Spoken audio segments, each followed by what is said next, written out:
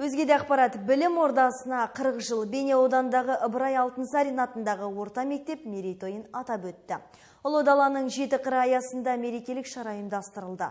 Кешке мектептің әр жылғы түлектері қатысып, жүрек жарды лебіздерін жеткізді. Өмірден өткен ұстаздардың жарқын бейнелері туралы арнайы бейнематериалда көрсетілді. Іргесі 1979 жылы қаланған Ыбырай Алтынсарин мектебінен бүгінгі күнге дейін 3000-ға жуық шәкірт түлеп ұшқан. Арасында ғалым да, дарын да, әкім де бар. Мерейлі мерекеге орай барлығы аяулы білім ордасында бас қосты. Көңілдері арқа-жарқа болып, бір-бірімен қуана қауышты.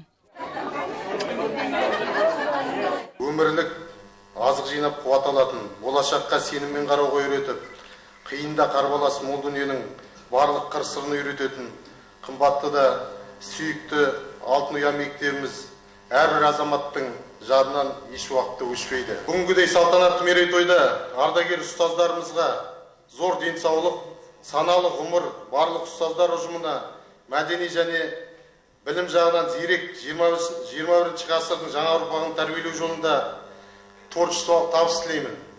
Мектеп ұжымына арнайы алғыс хат табысталып, сыйлық та берілді. Басшыны да, қосшыны да оқытқан ардагер ұстаздар да төбе көрсетіп, жылы лебіздерін арнады.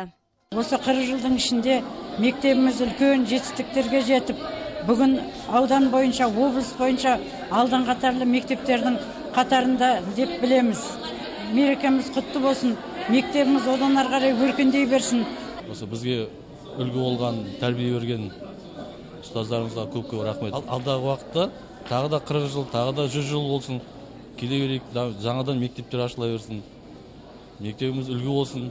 Шарада мектепте қазір оқып жатқан оқушыларды қалыс қалмады. Аға буынға өз жетістіктерін көрсетіп, табыстарымен бөлісті. Ән айтып, биде биленді. Мектеп жанынан құрылған аналар ансамбльде өз өнерлерін ортаға салды. Айман Нұрмағамбет, Беркінбай Карабаев, Каспий ақпарат.